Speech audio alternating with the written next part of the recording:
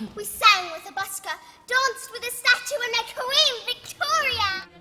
An essential ingredient to any musical is dance and movement. Watching the story's characters launch into a musical number is all part of the stage spectacle. So how did Mary Poppins creators choreograph the dance sequences on stage? And are the choices that they make all about entertainment? Or does the choreography serve another purpose? The first decision was, how do you replace the animation? And it was so obvious because, again, it's traced throughout all Pamela's stories. She loved dance. And that was the natural way to do it, and one of the reasons that I always thought that Matthew Bourne had to be involved. Normally, any show that you go and see is usually in one style. It's in a period style, or it's the style of a particular choreographer like Bob Fosse, or someone that's very, very significant style, very individual style. And this was like, it needed to have all these different styles to tell the different aspects of the story. In Jolly Holiday, there's a great deal about that is balletic, because when the statues come to life, they have the perfect bodies, they have the perfect symmetry to them, so it seems completely appropriate, going then with the languid quality of the Jolly Holiday music, that they would be expressed through the world of ballet, and they are. When you would get to something like Step in Time, where the chimney sweeps are doing a sort of Edwardian equivalent of stomp, they would tap dance, because that gives you the greatest sounds on the rooftop and gives you that kind of excitement of a group of chimney sweeps celebrating, if you will, celebrating their daily but dangerous work. Unusually, Mary Poppins has two choreographers collaborating on the show. Matthew Bourne, internationally known for his acclaimed work in ballet and musical theater, and Stephen Mear, best known for his dynamic tap and jazz choreography on Broadway and in the West End. So what did these two minds and skill sets bring to the production? I've always loved tap dancing, so it was great to be able to work with Stephen on a number, in this case Step in Time, where tap was really used as a storytelling device, you know, as something to create a sense of energy and danger and masculinity, I suppose, in some ways, of the way we use tap in this particular number. It's very into the ground, it's very dynamic.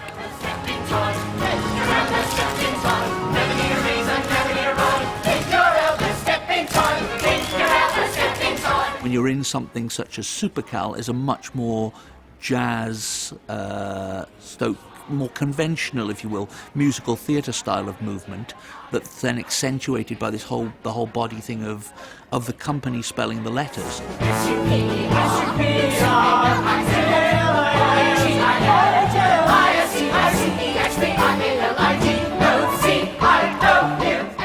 Some way into the rehearsal process or the development process, Stephen Mear came up with this gestural language, somewhat like deaf sign language. I think of it as like a movement, what you would call a tongue twister, I suppose, but in movement. Every individual position has to be exactly the same, otherwise, when you have 30 dancers on stage doing it, you know, it can become this entire mess from the audience's perspective. And just that one little detail from the audience makes a whole world of difference. It's very precise. It's kind of one of those things that everyone in the audience, particularly the young people in the audience, want to learn. They want to try and pick it up and get it themselves. On a smaller scale to the large and complicated dance numbers we see on stage, to what extent does the physicality of an actor's performance from scene to scene inform his or her character?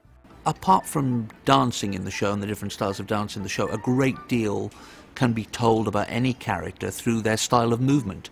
And in the show we have such defined and exact characters that the way in which some of those characters move and their styles of movement inform absolutely what kind of person they are. I think part of the magic of Mary is in her movement. She's just clicking her fingers or doing a little turn and things are happening. There's a certain alignment about Mary, and whenever she goes anywhere, Mary almost glides wherever she goes. And when Mary goes up the stairs, for example, it's seamless. It's like she glides up like a swan. Mary Poppins herself was initially a challenge because she's prim, she's proper, she doesn't let herself go very much.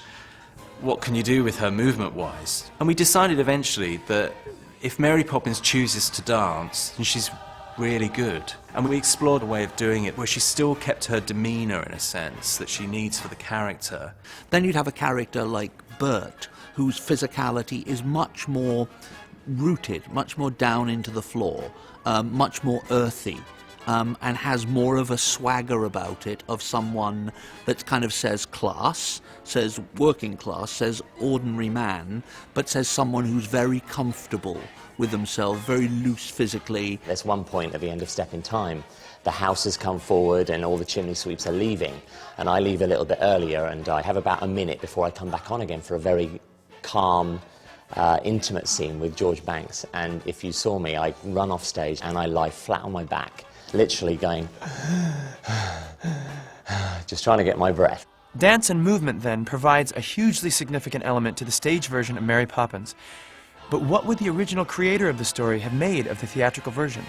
For Pamela, dance was something mystical. It was about people connecting with one another and connecting with something outside of themselves. And so for her to have seen, for example, the closing number in the stage show, Anything Can Happen, and to see that magical moment with everybody on stage caught up together in a great dance, all of her characters, she would have been absolutely transported by it, I've absolutely no doubt. Anything